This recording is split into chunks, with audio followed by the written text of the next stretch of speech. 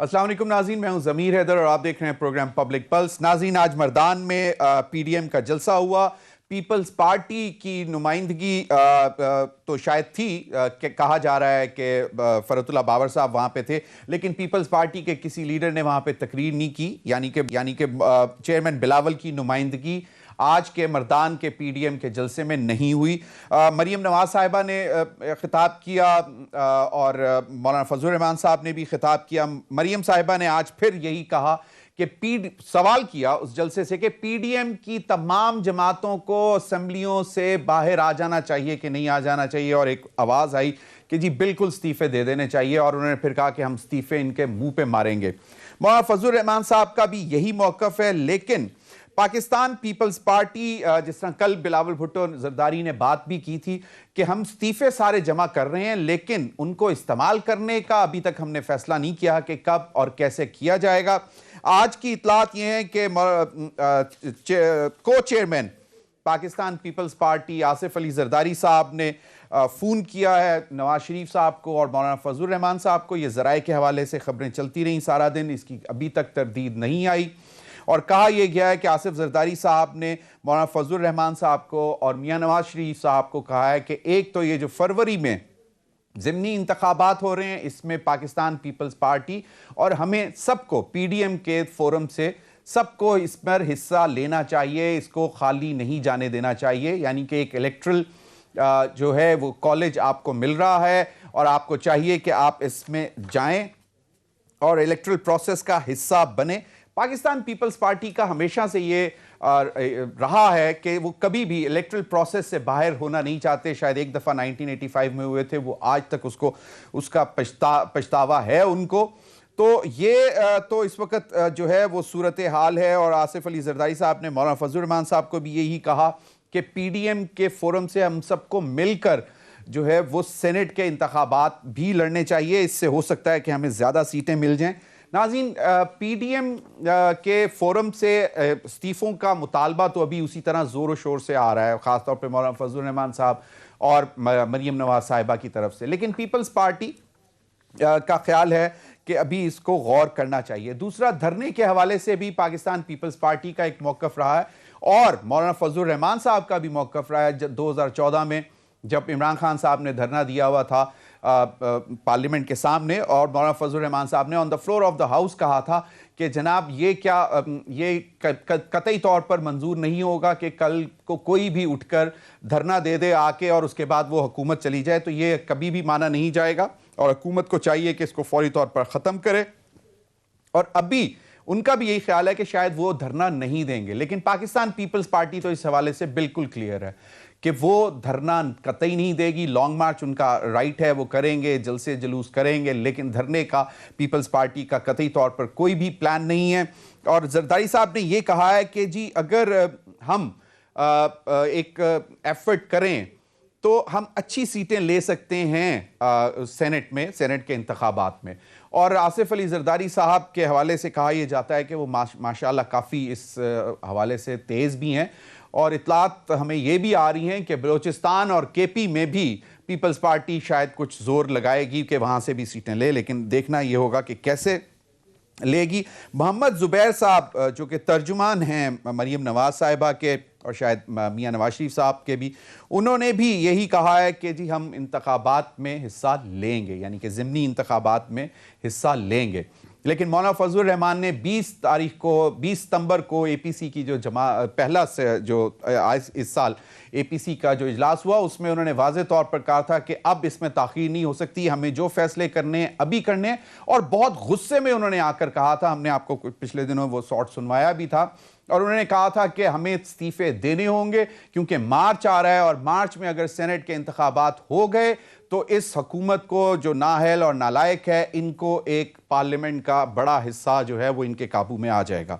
Peoples party के पास leader of the opposition की seat तो आएगी, तो इसलिए पीपल्स पार्टी कम अज़ कम इस हवाले से जो है वो बिल्कुल वाज़े तौर पर उनका मौक़िफ़ है कि वो सेनेट से पहले, सेनेट के इंतखाबात से पहले इस्तीफे नहीं देंगे। इन्हीं तमाम मामलात पर बात करने के लिए मुझे SNG पर सेटेलाइट लिंक पर ज्वाइन किया है कमल शौजब साहिबा, पार्लिमानी सेक्रेटरी बराए प्लानिंग एंड डेवलपमेंट, सीनियर रहनुमा पाकिस्तान तहरीक इंसाफ। बहुत बहुत शुक्रिया कमल आपका प्रोग्राम में ज्वाइन करने का। हाफिज हुसैन अहमद साहब ने स्काइप पर मुझे ज्वाइन किया है, सीनियर रहनुमा हैं जमीयत उलमा इस्लाम मौलाना फजलुर रहमान ग्रुप, और इनकी एक स्टेटमेंट बहुत जो पॉपुलर हुई है वो ये है कि JUI फे जो है वो किसी की अकलौती किसी की मीरास नहीं, वो हम सब इसके वारिस हैं।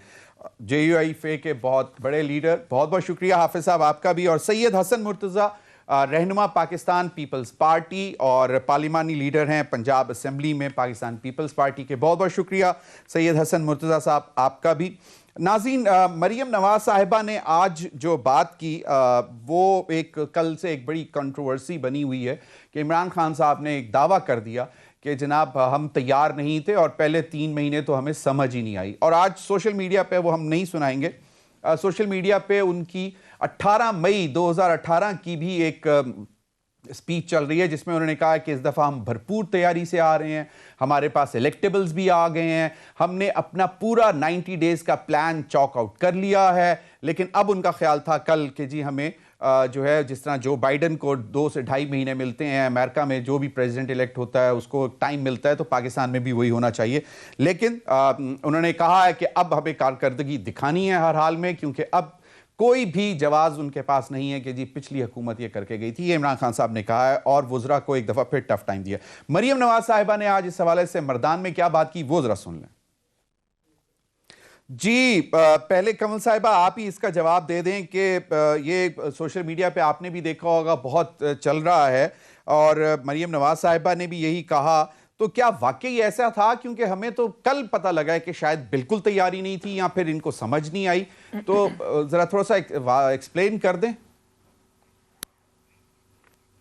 बिस्मिल्लाहिर्रहमानिर्रहीम। थैंक यू वेरी मच ज़मीर, आपको तो समझ आ जानी चाहिए थी, बाकियों की मैं गारंटी नहीं दे सकती और ख़ास तौर पे मरियम बीबी की तो बिल्कुल नहीं दे सकती, क्योंकि जो अल्फाज वो दूसरों के लिए इस्तेमाल करती हैं वो सर्टिफाइड नाअहल भी हैं, सर्टिफाइड नालायक भी हैं और सर्टिफाइड बेचारी जो हैं वो मुख्तलिफ कॉलेजेस से निकाली भी गई हैं। उनके वालिद साहब ने अपनी प्राइम मिनिस्टरशिप की पर्ची इस्तेमाल करते हुए उन्हें मेडिकल कॉलेज में दाखिल करवा दिया था, लेकिन वो वहाँ से अपनी नालायकी की वजह से निकाल दी गई थी। तो इस तरह की बातें एक नालायक खातून कर सकती है जिसका कभी सियासत में सिर्फ इतना एक्सपीरियंस हो कि और इतनी क्रेडिबिलिटी और इतनी क्वालिफिकेशन हो कि उनके वालिद मोहतरम बैकडोर से प्राइम मिनिस्टर बनते रहे इस मुल्क के, इसलिए वो अब हमारे पे वारिद हो गई हैं।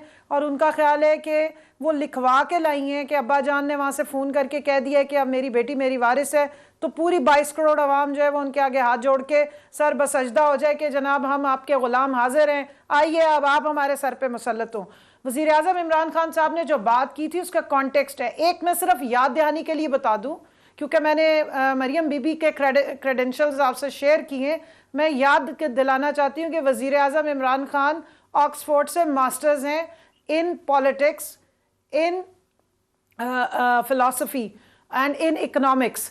तो और दूसरा उन्होंने जो एक वेस्टमिनिस्टर हम मॉडल देखते हैं उन्होंने बड़े करीब से देखा है। आपको शायद याद होगा कि जहां उनकी पहली शादी हुई थी वो रॉयल्स के बहुत करीब थे, तो पाकिस्तान से हटकर भी उनका बड़ा एक्सपोजर है और इस वक्त भी मुख्तलिफ ममालिक में बिल समेत UAE के जो मुख्तलिफ हुक्मरान बैठे हुए हैं वो उनके क्लास फेलोज रह चुके हैं। तो ये मत समझिए कि उन्होंने किस कॉन्टेक्स्ट में कहा कि अचानक वन फाइन मॉर्निंग वो प्राइम मिनिस्टर बन गए और उन्हें पता नहीं था।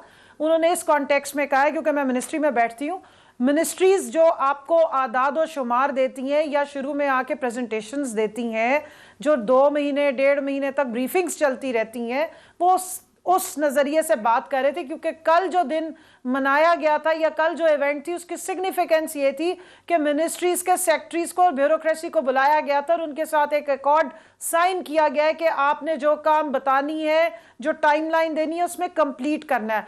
अनफॉर्चुनेटली जो लोग यहाँ पे 30-30, 35-35 साल हुकूमतें करते रहे वो कोई ट्रांसपेरेंसी का निजाम बनाने में नाकाम रहे। आप एक डिजिटलाइजेशन ऑफ डिफरेंट, एक minute Zameer ji digitalization of different ministries अगर आप उठा के देख लें, जो हम पिछले 2.5 सालों से कोशिश करें कि सारा डेटा जो है वो डिजिटलाइज हो जाए और ऑनलाइन हो जाए, वो उसमें हम लोगों को 65-70% मुश्किल से कामयाबी हुई, कुछ मिनिस्ट्रियां तो बिल्कुल नहीं। वो इस कॉन्टेक्स्ट में बात कर रहे थे कि डेवलप कंट्रीज की डेमोक्रेसीज में आने वाली हुकूमत को 2-2.5 महीने एज्यूम करने से पहले सारी ब्रीफिंग्स मिल जाती हैं। और एक चीज और सुन लें जमीर, एक चीज और, कमल साहिबा बाकी दे दे जितनी देर आपने इंट्रोडक्शन में लगाई है। जमीर 1 मिनट दे दें, सिर्फ थोड़ा हौसला कर ले, सुन ले बात जी। एक चीज सिर्फ और बता दूं, उसमें जो उन्होंने बयान किया और पिछले दिनों जो माफियाज का भी जिक्र होता रहा, ऑयल के बारे में भी, चीनी के बारे में भी, कि डेटा जो आता है या प्रेजेंट किया जाता है मिनिस्ट्रीज की तरफ से वो सही नहीं होता क्योंकि कोई निजाम कायम नहीं है। वो इस सिलसिले में सारी बात कर रहे थे, लेकिन अकल के अंधे और इस मुल्क में मौलूसियत का शिकार, जिसको जमहूरियत के लिफाफों में लपेट के चूरन बेचते हैं, ये उन लोगों के लिए शर्म का मकाम है। क्लैरिफाई कर दिया कमल साहिबा, आपने क्लैरिफाई कर दिया। हाफिज हुसैन अहमद साहब, ये सूरत हाल तो चलें, कारकर्दगी तो आप लोग वैसे इवेल्युएट करते रहते हैं। अब ये इस्तीफों का मामला अगर लिया जाए तो लगता है कि शायद पीडीएम के अंदर थोड़ी सी जो है वो रिफ्ट आ गई है। पीपल्स पार्टी का एक और मौकफ है कि जी वो ज़िमनी इंतखाबात में भी जाना चाहते हैं, सेनेट के इंतखाबात में भी भरपूर हिस्सा लेना चाहते हैं, और इस हवाले से अभी तक क्लैरिफाई नहीं हुआ कि आसिफ अली जरदारी साहब ने टेलीफोन भी किया है मियां नवाज शरीफ को और मौलाना फजल रहमान साहब को। तो आप क्या देख रहे हैं कि ये जो विद इन पार्टीज, जिस तरह पीएमएलएन के अंदर भी अफवाहें आई कि 4 से 6 लोग विकेट के दोनों तरफ खेल रहे हैं, अब JUI में भी कुछ डाइसेंटिंग वॉइसेस आ गई हैं आपकी शक्ल में, मौलाना शिरानी साहब की शक्ल में, तो ये इसकी वजह से कोई जो है पीडीएम की तहरीक में कोई जिसको कहते हैं कोई डंट पड़ेगा? बिस्मिल्लाहिर्रहमानिर्रहीम। जमीर अहमद साहब, जो आपने इंट्रो दिया था, मैं तफसील में नहीं जाऊंगा जी, लेकिन सिर्फ इतनी सी बात बताऊं कि JUI का शुरू दिन से 18 के इंतखाब में मौक़िफ़ यही था जो मौलाना फजल रहमान साहब और दीगर हमारे रुफ़क़ा बयान कर रहे हैं और करते रहे हैं कि असम्बलियाँ जाली हैं और उसमें हल्फ उठाने के लिए भी न जला जाए। उसके फ़ौरन बाद JUI का इजलास हुआ था, उसमें वाज़ेह तौर पर पार्टी ने इस बात पे गौर किया था कि क्योंकि सदारती इलेक्शन भी होने हैं पाकिस्तान में, इसलिए मौलाना फजल रहमान साहब JUI या हमारा कोई रुकन न सदारती इलेक्शन में खड़ा होगा न हिस्सा लेगा, और खुसूसन मौलाना साहब को जो पेशकश की जा रही थी उसके लिए उन्हें मना किया गया। जो ही हमारा ये इजलास ख़त्म हुआ और इसमें वाज़ेह तौर पर 2 फैसले किए गए कि मौलाना फजल रहमान साहब सदारती इलेक्शन नहीं लड़ेंगे इस असम्बली में, जिनको हम नाजायज समझते हैं, और उनके बेटे असद महमूद साहब जो है वो डिप्टी स्पीकर का भी इलेक्शन नहीं लड़ेंगे। इजलास के खात्मे के बाद नवाज शरीफ साहब का टेलीफोन आता है, तो उस इजलास के फैसले को नजरअंदाज करते हुए मौलाना फजल रहमान साहब उसी असम्बली में जाके कागजात जमा करते हैं जो हमारे उस फैसले और हमारे उस मौक़िफ़ की नफ़ी है जिसको आज तक हम जो है ना लोगों को मुतमईन नहीं कर सके। उसके बाद भी जब आज़ादी मार्च के हवाले से भी हमसे बात हुई थी और फिर मौलाना को कहा गया कि आप असम्बली के अंदर चले जाए, असम्बली में हम धांधली के खिलाफ बात करेंगे। फिर आपको याद होगा जरदारी साहब और नवाज शरीफ साहब दोनों ने मौलाना को कहा कि आप मैदान में निकले और हम आपका साथ देंगे, जिसके नतीजे में आज़ादी मार्च के लिए निकले। हमें कहा गया कि आप 31 अक्टूबर को निकलेंगे, नवंबर में शहबाज शरीफ साहब ने कहा मैं पहुंचूंगा, और उसके बाद बिलावल साहब ने कहा कि फौरी तौर पर हम भी पहुंचेंगे, लेकिन उस वादे को भी इफा नहीं किया गया। फिर फैटफ के हवाले से और जनरल बाजवा साहब के एक्सेशन के हवाले से भी जो बातें तय हुई थी उसके खिलाफ उन्होंने वोट दिया। उस बाजवा साहब को जिसको तमाम तर खराबियों के जिम्मेदार समझते थे। इसके बाद जमात के अंदर भी हमने ये बात की कि वो लोग जो हमारे फैसलों पे नज़रअंदाज होते हैं, और फिर इस तरीके से 2 बातें मैं अर्ज करूंगा कि जनाब नवाज शरीफ साहब ने जो बयानिया कोयटा के जलसे में दिया था, जिसमें उन्होंने कहा था कि फौज के खिलाफ 2 जनरलों के खिलाफ फौज बगावत करे, इस बयानिया को मैंने इसलिए कहा कि ये उनका जाती फैसला है, क्योंकि मीडिया ने मुझसे बहैसियत तर्जुमान के पूछा था, लेकिन आपने देखा कि हमने इस्तीफों का फैसला किया, और इस्तीफों के फैसला ये करके मौलाना ने हतमी तौर पर 11 जमातों ने उस पर दस्तखत किए कि इस्तीफों का भी ऑप्शन है और हम सेनेट के इलेक्शन होने नहीं देंगे। ये फैसला होने के बाद ये बात आगे चलती रही, हमारे जलसे भी हो गए। अब पीपल्स पार्टी ने, जनाब बिलावल साहब ने पीपल्स पार्टी के सेंट्रल एग्जीक्यूटिव कमेटी का इजलास 29 तारीख को बुलाया है जी। और उसमें जिस तरह आपने इंट्रो में बात की है, जरदारी साहब कहते हैं कि हम सेनेट के इलेक्शन में हिस्सा भी लेंगे और हम ज़िमनी इंतखाबात में भी हिस्सा लेंगे। तो इसका मतलब ये है कि 11 जमातें जो PDM के यहाँ मौजूद हैं, जिनमें मौलाना फजल रहमान जैसे सीनियर लोग जो उनकी क़यादत कर रहे हैं और उसके साथ दीगर जो जमातें हैं वो तमाम के तमाम मौजूद हैं। लेकिन क्या फैसला बिलावल साहब के फैसले के बाद होगा? यानी इस वक्त बल्फाज दीगर ये कहिए कि PDM के फैसलों को वीटो करने का हक हमारे बिलावल साहब के हाथ में है। अगर पीपल्स पार्टी की कमेटी जो है वो कहती है कि नहीं हम ज़िमनी इलेक्शन में हिस्सा लेंगे, तो उसका मतलब ये है कि इस्तीफों का बाब बंद हो गया। और अगर वो कहेंगे कि जनाब हम सेनेट के इलेक्शन में हिस्सा लेंगे, जब आप सेनेट में इलेक्शन में हिस्सा लेंगे और आपकी असम्बली के ज़िमनी इंतखाबात में हिस्सा लेंगे, तो फिर जो आपका वो बयानिया था जिसके मुतालिक आप वोट को इज्जत देने की बात करते हैं, आपका जो बयानिया है कि हुकूमत को घर भेजा जाए, ये गैर नाजायज हुकूमत है, तो फिर उस नाजायज असम्बली में मौलाना फजल रहमान का सदारती इलेक्शन लड़ना कैसे जायज़ है? उसमें फिर हमारा इलेक्शन लड़ना कैसे जायज़ है? फिर सेनेट के अंदर बैठकर हमें वोट लेना और देना कैसे जायज़ है? ये तमाम बातें वो हैं जिसके बारे में हमने अपने पार्टी के इजलासों में बात की और जब उन फैसलों पे अमल दरामद नहीं हुआ, आज मेरी वही बात है जो मैंने बात की थी कि ये लोग अपनी बात पे खड़े नहीं होंगे। नवाज शरीफ साहब के बारे में मैंने कहा था कि उन्होंने जिसके साथ भी हाथ मिलाया, उस हाथ मिलाने वालों को फिर अपनी अंगुलियां गिननी पड़ी हैं, चाहे वो काजी अहमद हो, हाफिज साहब, चाहे बेनजीर भुट्टो साहिबा थी। इसलिए हमने उनसे अपने इदारों के अंदर हाथ जोड़ कर कहा कि काबिल एतमाद नहीं है। लेकिन अगर उसके बयानिया के हवाले से सिर्फ इस कहने पर अब तो बिल्कुल हाफिज साहब बिल्कुल, अब तो जो सूरत हाल है वो ये है कि मौलाना फजल रहमान साहब के कंधों पर बोझ ज्यादा है, क्योंकि PDM की सदारत उनके पास है। और अब आपकी बातों से लगता है कि मौलाना फजल रहमान साहब नजरियाती होने के साथ साथ कहीं पे मसलहत के भी शिकार होते रहे हैं। जिस तरह आपने बहुत सारी बातें बताई कि आपके अपने इजलासों में जो फैसले होते रहे उनके बरक्स जो है वो काम किया मौलाना फजल रहमान साहब ने, और शायद मौलाना शिरानी साहब ने इसीलिए कहा कि मौलाना फजल रहमान साहब झूठ बोलते हैं, इस वजह से मैं उनसे इख्तलाफ करता हूं। सैयद हसन मुर्तजा साहब, अगर आप इजाजत दें तो ब्रेक के बाद आपकी तरफ आ जाऊं, क्योंकि मेरे पास टाइम फिर ब्रेक तक बहुत कम होगा। अगर इजाजत दें तो, वरना आप अगर कमेंट करना चाहें तो कर दें। जो पीपल्स पार्टी का इस वक्त मौकफ है उस पर आप कमेंट कर दें, तो ब्रेक के बाद भी कंटिन्यू कर लीजिएगा। यकीनन ब्रेक के बाद कर लें, कोई जल्दी नहीं। चलें, बहुत बहुत शुक्रिया नाज़रीन, वक्त हुआ एक ब्रेक का, हमारे साथ रहिए।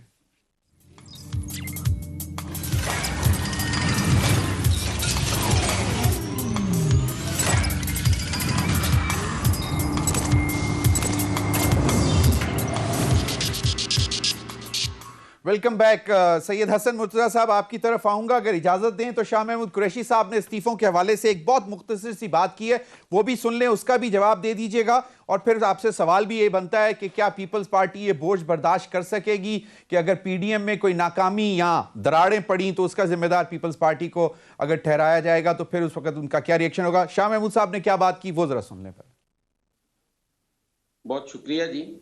मेरे लिए जी दोनों पार्टिसिपेंट जो हैं बड़े काबिल एहतराम हैं जी, और कोशिश यही होती है कि किसी की गुफ्तगू के किसी की दिल आज़ारी ना हो या इस किस्म की गुफ्तगू ना हो। गुजारिश ये है जी कि जिस तरह अभी कमल साहिबा ने काफ़ी सारी चीज़ें बताई और सारी चीज़ें उन्होंने कहा कि सियाको सबाक के साथ अगर देखी जाएं और पूरा उनका वो किया जाए, और वो भी उन्होंने कहा कि अगर आप एक नशिस्त रख लें तो मैं आपको सारा कुछ बता दूंगी। तो हम तो चाहते हैं कि वो 22 करोड़ अवाम को ही बताएं सारा कुछ जो भी है। और जो खान साहब ने कहा, मेरे ख्याल में ये मेरी क़यादत ने कोई 2.5 साल पहले कहा था कि इनको कोई गिराने की जरूरत नहीं, ये खुद ब खुद गिरते जाएंगे। और कल की जो इमरान खान साहब की स्पीच थी और जो सारा कुछ उसमें था, उसमें उन्होंने बड़ा वजाहत के साथ बताया है, कोई उसमें उन्होंने कोई चीज पोशीदा नहीं रखी। उन्होंने कहा कि मैं हम देख रहे थे कि इस तरह ये होंगे, और जब हम हुकूमत में आए तो फिर हमें पता चला, और फिर उन्होंने टाइम भी बताया कि 1.5 साल तक तो हमें एनर्जी सेक्टर के जो फिगर्स हैं उनका ही पता नहीं चल सका, और फिर 2-3 महीने तो हमें किसी चीज की समझ ही नहीं आई। और मैं ये कहूंगा कि कोई भी हुकूमत आए तो उसकी 3 महीने पहले ट्रेनिंग होनी चाहिए। ये सारी चीजें उन्होंने खुद कही। इस पे अब उनको किसी तरीके से भी लपेट कर और किसी तरीके से उनको कोशिश की जाए कि बयान किया जाए, तो मेरा नहीं ख्याल कि कोई उसकी अब जरूरत है। जो कुछ उन्होंने कहा वो सबके सामने है, और इसमें कोई ऐसी बात भी नहीं है, क्योंकि उनके जो पिछले इंटरव्यूज आप देखते रहे होंगे, मुख्तलिफ चैनल्स पे उन्होंने कहा, वक्तन फवक्तन हुकूमत बनने से पहले भी उन्होंने कहा, बल्कि 126 दिन के धरने के बाद भी उन्होंने कहा कि मेरी टीम भी तैयार है और मैं बड़ी अच्छी टीम सिलेक्ट कर सकता हूँ, ये अहलियत भी मेरे में है, काबिलियत मेरे में है, और सारी कौम ये जानती है, और मैं ऐसी टीम लाऊंगा जो अपना होमवर्क मुकम्मल कर चुकी है, और इंशाअल्लाह ताला हुकूमत बनते ही। और फिर एक जगह पे उन्होंने कहा कि मैं केपीके के अंदर हमें 4 साल का तजर्बा भी है, कि हमने केपीके के अंदर परफॉर्म किया है, और वो तजर्बा हम अपना साथ लेकर चलेंगे। जी ये सारी चीजें खान साहब ने चलें बिल्कुल। जरा अब कही हुई थी। अब पीडीएम की तरफ भी आ जाएं जरा, जो मेरा सवाल था उस हवाले से। मेरी अर्ज तो सुन, मेरी वो भी अर्ज मैं करता हूँ जी। जी मैं, मेरे ख्याल में बाकी सारे बोलते रहे, मुझे तो आपने कहा कि वक्फे के बाद कर जी लेना, जी तो जी मैं बिल्कुल अभी भी बिल्कुल अगर बिल्कुल जी है तो मैं जी जी प्लीज मैं जो जैसे आपको नहीं, मेरा कोई आपसे झगड़ा तो है नहीं है, या दूसरे बिल्कुल दोस्तों जी, से भी बिल्कुल बिल्कुल जी। गुजारिश ये है जी कि ये चीजें उन्होंने कही हैं, तो इसलिए मैं कह रहा हूँ, वैसे सही। मुझे अपने पास से जरूरत नहीं थी। तो ये सारा जो है उनका विजन और उनकी जो तैयारी थी वो सारी कौम को पता है, और अगर ये लेट हुए तो इसी तरह की जो तैयारी है शायद इसका अजाला मुमकिन ना हो। हमारे ख्याल में हो सकता है गलत भी हो, मेरी ये भी कोई जिद नहीं है कि हम इस पे ये मानते नहीं है। बाकी जो पीडीएम के हवाले से आपने बात की, तो पीडीएम का एक फोरम है, उसमें मुख्तलिफ जमातें हैं, मुख्तलिफ नजरियात की जमातें हैं, मुख्तलिफ सोच के लोग बैठे हुए हैं, और उस पे जो एक चीज जिस पे इत्तफाक हुआ था वो ये थी कि हम जो फैसला करेंगे पीडीएम के प्लेटफॉर्म से वो मुत्तफिका होगा। अब उसमें जैसे जैसे चीजें आ रही हैं उसमें डिस्कशंस भी हो रही हैं, उन पे फैसले भी हो रहे हैं, उनको साथ लेके चला भी जा रहा है। इसमें मेरा नहीं ख्याल कि इतनी जल्दी हमें करनी चाहिए। ऐसे इत्तेहाद जो है वो बड़े मुश्किल होते हैं साथ लेकर चलना, लेकिन उनके लिए कुर्बानियां भी देनी पड़ती हैं, उनके लिए हमें टाइम भी देना पड़ता है, क्योंकि लोग मुख्तलिफ सोच के होते हैं। सही। पीपल्स पार्टी के अपने नजरियात हैं, JUIF के अपने हैं, मुस्लिम लीग N के अपने हैं, बाकी दीगर जितनी जमातें हैं सारों के अपने अपने नजरियात और अपनी अपनी सोच है। अब आप, पीपल्स पार्टी ने हमेशा कहा है कि हम किसी इलेक्शन का बायकॉट नहीं करेंगे। आप हमारी तारीख उठा के देख लें, ये बात होती रही है। फिर हमने अपने सीईसी में अपने फैसले जो हैं वो करते हैं, और फिर उसको आगे लेके चलते हैं। उसमें डिसीजन चाहे क़यादत ही करे, लेकिन वहां पे डिस्कशन जरूर होती है। ये कहना कि उसे आप सुपरसीड कर दें, उसको साइड पे रख दें और आप फैसला कर दें, मुमकिन नहीं है हमारे लिए। लेकिन उसमें ये किसी जगह पे भी आज तक नहीं आया पीपल्स पार्टी की तरफ से कि हम पीडीएम के फैसलों के को नहीं मानेंगे। या मैं आज आपके चैनल की वसातत से ये गारंटी के साथ कहता हूं कि पीडीएम को अल्लाह ना करे कोई दरार जैसे आप कह रहे हैं कोई हो, तो उसमें पीपल्स पार्टी कभी भी जिम्मेदार नहीं होगी। पीपल्स पार्टी ने इस मुल्क में हाफिज हुसैन अहमद साहब माशाल्लाह बहुत पुराने सियासतदान और बड़ी समझबूझ के साथ गुफ्तगू करते हैं। मुर्तजा साहब आपसे ही पूछ रहा हूं, हसन मुर्तजा साहब आपसे ही, कि हाफिज हुसैन अहमद साहब का ख्याल है कि जितना ताखीर होता जाएगा इस्तीफों का, तो इस्तीफों का चैप्टर आप क्लोज्ड ही समझें। ये ट्रम्प कार्ड है पीडीएम का, जो कि जिसको तुर्क का पत्ता कहते हैं, वो अगर बिल्कुल खत्म हो जाता है तो फिर पीडीएम की तो हवा निकल गई ना एक तरह से। मैं अर्ज करता हूं जी, मैं हाफिज साहब की बात को कभी भी गलत नहीं कहता, ना डिनाय करता हूं। उनकी अपनी सोच है, वो अपनी राय रखते हैं, साहिब राय हैं, उनको हक है वो अपनी बात करें। लेकिन इस पे मेरा मौकफ अगर ये हो कि हमें कोई फोरम भी खाली नहीं छोड़ना चाहिए, हम अगर रिजाइन करते हैं तो हमने वो फोरम छोड़ दिया। ये मेरी राय है, ये गलत भी हो सकती है, और लेकिन इस पे इत्तेफाक बिल्कुल है तो तब होना है ना जब पीडीएम इकट्ठा बैठ के उस पे फैसला करे। खुर्शीद शाह साहब ने भी बिल्कुल जी के पास है। हाँ जी, अगर हाफिज साहब की क़यादत करती है और वो मुत्तफिका होता है तो पीपल्स पार्टी पीछे नहीं हटेगी उससे जी।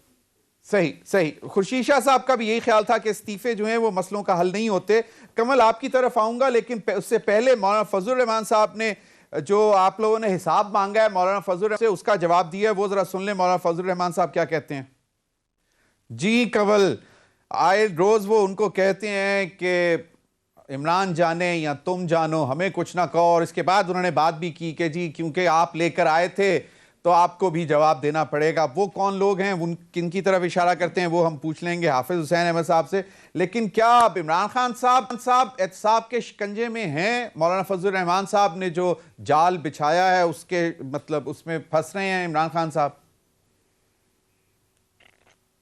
देखिए जी, पहले मौलाना साहब का ही चलें जवाब दे देती हूँ, फिर जो मेरे पीपल्स पार्टी वाले भाई बात कर रहे थे मैं उसका भी जवाब दे देती हूँ। मौलाना साहब का मैन्युफैक्चरिंग फॉल्ट है एक, डिफेक्टेड वो पीस होते हैं ना कई, मौलाना साहब वो डिफेक्टेड पीस हैं जो JUIF के सर पे मुसल्लत हुए हैं। उनका प्रॉब्लम ये है कि वो अपने आबाओ अजदाद के ज़माने से पाकिस्तान के बनने से कभी राज़ी नहीं हुए, इसलिए वो इस ग्रीन बुक से अपने आप को ऊपर समझते हैं, जिसको हम आइन कहते हैं या जिसको हम कहते हैं कि ये कॉन्स्टिट्यूशन है और इसके मुताबिक चलना होता है। इन सारी PDM की जमातों को ये आइन उस वक्त याद आ जाता है जब ये तकरीरें कर रहे होते हैं। मैंने कल परसों बड़ी देर ढूंढा कि मुझे इसमें आइन में आर्टिकल 420 नज़र आ जाए जिसमें ये बताया गया हो कि आप 420 करें, बैकडोर से आप 2 नंबरियाँ करें, MI6 से जाके मिले, निगोशिएशंस करें, अमेरिकन एम्बेसडर से मिल के हाथ पाँव जोड़ के कहें मुझे ले आओ, यानी इंटरनेशनल इस्टेब्लिशमेंट के हाथ पाँव जोड़ें, और आपकी कोई कमाई का जरिया बज़ाहिर नज़र ना आता हो, आप एक MNA रहे हो या आपने कश्मीर कमेटी में भी कहा हो मैं 10 साल रोटियां खाई हो, और 3-3 अरब की आप चक शहजाद में कभी ज़मीन खरीद लें, कभी आप कहीं और जाके खरीद लें, अरबों खरबों के आपके असासे निकल आए, पूछें तो आप कहें कि आप मेरे एहतसाब के शिकंजे में हैं। तो अब मैं क्या कह सकती हूँ ऐसे डिफेक्टेड जो पीस पे कि उनका माइंडसेट क्या है। ये रूल ऑफ लॉ से अपने आप को ऊपर समझते हैं, ये समझते हैं कि ये रियासत पाकिस्तान में ये धमकाएंगे, ये जनरल कमर जावेद बाजवा को ललकारेंगे या DGISI को ललकारेंगे या इमरान खान साहब को वज़ीर आज़म को खड़े होकर जलसों में ललकारेंगे तो क्या इनका एहतसाब नहीं होगा? क्या यहाँ की मशीनरी जो है वो इनके पाँव पड़ जाएगी? मियाँ साहब ये मौलाना फजलुर रहमान कोई मतलब जिन है या कोई गैर मावराई कोई मखलूक है कि जिससे इतना लोगों को खौफ होगा? एक अकेला बंदा है ना, एक अकेले बंदे को 10 मिनट बुखार हो जाए तो उसकी हालत नहीं ठीक होती। इनको खुदा से खौफ करना चाहिए और डरना चाहिए। और बाकी इससे ज़्यादा मैं इनके बारे में बात नहीं करूँगी क्योंकि ये एक इंतहाई झूठे इंसान है। ये अपने नाम के साथ मौलाना लगाते हैं, ये अपने नाम के साथ इस्लाम का नाम इस्तेमाल करते हैं, और इनकी कोई एक स्टेटमेंट मैंने अभी आपको एक वीडियो भेजी है, चला दे ज़रा, जो पीपल्स पार्टी के बारे में बयान देते थे, भुट्टो साहब के बारे में बयान देते थे, बांग्लादेश का जो अलग होना है उसको, ईस्ट पाकिस्तान का, उसकी सारी जिम्मेदारी पीपल्स पार्टी पे डालते रहे। बेनजीर साहिबा की हुकूमत को कमल साहिबा सही, लेकिन पता है क्या, मुझे एक मिनट देना, आप ज़मीन एक सेकंड ठहर जाए। हाँ, मैं आप ही से कह रहा हूँ कि जब आप जरा आप सवाल 3 करते हैं ना, मुझे जवाब देने दें, मुझे 1 मिनट दें। आप जो बेनजीर साहिबा की हुक्मरानी को हराम कहते रहे, आज उनके बेटे और मरियम के साथ खड़े होके वो बड़ी हलाल हो जाती है सारी बातें। नवाज शरीफ को भी झूठा कहते रहे, जरदारी साहब को कहते रहे कि ये चोरियां करते हैं, बदकुमाश है। इनकी अपना क्या स्टेटस है, इनकी क्या जुबान है? अभी हाफिज हुसैन साहब ने पहले बयान कर दिया, जिस असेंबली को आप कह रहे हैं गलत आई है, ये लीगल नहीं है, उसके अंदर जाके आप सदर के उम्मीदवार बन गए। 2002 में ये जिनको आज धुतकार है उन्हीं के साथ जाके खड़े हुए थे और बड़े मजे से हलवे खाए थे इन्होंने बैठ के। उस वक्त सारा कुछ बहुत हलाल था, उस वक्त वर्दी वाले बड़े पसंद थे इनको क्योंकि ये हलवा खा रहे थे। एक चीज और बता दूं, मेरे भाई ने कहा कि वजीर आजम ने 3 महीने की ट्रेनिंग का कहा है, आपने शायद उसका पर्सपेक्टिव नहीं देखा। वो आपको खुशखबरी सुना रहे हैं कि आपके जितने एक्सपीरियंस्ड सियासतदान यहाँ से जा चुके हैं ना, जिन्होंने मुल्क का कबाड़ा किया है, वो मुड़ के अब आने वाले नहीं है। अगली दफा में या उससे अगली दफा में हमारे जैसे ही आएंगे, चाहे आप हमें अच्छा समझे या बुरा समझे। हम बिलीव करते हैं कि डेवलप्ड कंट्रीज की डेमोक्रेसी में जो फर्स्ट टाइमर्स होते हैं उनको टाइमली ब्रीफिंग्स मिलती है और फिर जब उनका क्लॉक स्टार्ट होता है तो वो काम करे। एक चीज और सुन ले जमीर, आखिरी जुमला। प्लीज कमल, मैंने हाफिज साहब की तरफ जाना है। फास्ट बॉलर है वो, जिस तरह नवाज शरीफ ने 35 साल जाया करके और अभी भी कह रहे हैं ना मुझे एक मौका और दे दो तो मैं ये कर दूंगा वो कर दूंगा। इमरान खान का मीटर चलता है बहुत एक्स्ट्रा स्पीड पे चलता है। सबसे बड़े 2.5 साल इसी वजह से उन्होंने ये बात की है। 2.5 सालों में इन्होंने जितना काम इन्होंने 35 सालों में बेड़ा गर्क किया वो उस एक शख्स ने 2.5 सालों में रिवर्स कर दिया। चले मान लेते हैं, बिल्कुल चले। मैं तो कहता हूं ये भी बड़े हौसले वाली बात है कि ये मान लेना। बिल्कुल सही, बिल्कुल सही। आज आपकी 1990 के बाद फर्स्ट टाइम पूरी कमल प्लीज थैंक यू, एक मिनट सब्र करें प्लीज। आपने की आवाज भी सुन लिया करें, आप पीडीएफ ना सुनते रहे। नहीं देखिए मेरी बात सुने, आपने क्लैरिफाई कर दिया, अपना पूरा मौक़िफ़ बता दिया ना। टेक्सटाइल सेक्टर है वो आज तक बंद पड़ा हुआ था, जो चल रहा है बड़ा जबरदस्त तरीके से रिवाइव हो गया है। नो डाउट फैसलाबाद से बड़ी पॉजिटिव खबरें आ रही हैं। आई सेकंड कचरा 2.5 सालों में खत्म करने की उम्मीद रखते हैं, जबरदस्त, इससे भी ज्यादा काम करें। जबरदस्त। हाफिज हुसैन अहमद साहब आपकी तरफ आऊंगा। ये एक तासुर दिया जा रहा है कि अगर इस्तीफों में ताखीर हुई, जिस तरह आपने भी कहा कि इसका मतलब है कि वो बिल्कुल ही, तो ये पीडीएम के अंदर कोई आपको लगता है कि फिर कोई दरारें पड़ेंगी? और क्या विद इन पार्टीज, यानी कि पीएमएलएन में भी कहा जाता है कि कोई 4 से 6 लोग जो हैं, और आप लोगों पे इल्जाम, कल मेरे पास हमीदुल्लाह जान अफरीदी थे, बड़े अच्छे हमारे दोस्त, सेनेटर भी रहे हैं, वजीर भी रहे हैं, उनका यह ख्याल था कि आप लोगों ने बहुत ताखीर कर दी मौलाना साहब को। क्या 30-35 साल 40 साल आपको समझ नहीं लगी थी कि क्या है मौलाना फजलुर रहमान साहब? और उनका यह ख्याल है कि इस्टेब्लिशमेंट और हुकूमत आप लोगों पर काम कर रही है, जिसकी वजह से आपकी स्टेटमेंट्स आ रही हैं मौलाना फजलुर रहमान साहब के खिलाफ। देखिए जमीर भाई, एक तो ये है कि जेयूआई की मैं नुमाइंदगी नहीं कर सकता हूं चूंकि मैं फारिग हूं उनके ओहदे से। इसलिए कमल साहब जो बात कर रहे थे, मुझे उम्मीद है कि अगले प्रोग्राम में आप जेयूआई के नुमाइंदे को ले, ताकि मौलाना पे जो इल्जामात है वो बेहतर अंदाज में उसका जवाब दे सके। ठीक है। जहाँ तक मेरे भाई हसन मुर्तजा साहब का ताल्लुक है, मैं बड़ा उनका एहतराम करता हूँ, लेकिन मैं रिकॉर्ड की दुरुस्ती के लिए ये बात अर्ज करूंगा कि पीडीएम के फैसले हो चुके हैं और जो निकात तय हो गए थे पीडीएम के तश्कील के वक्त, वो 26 निकात है।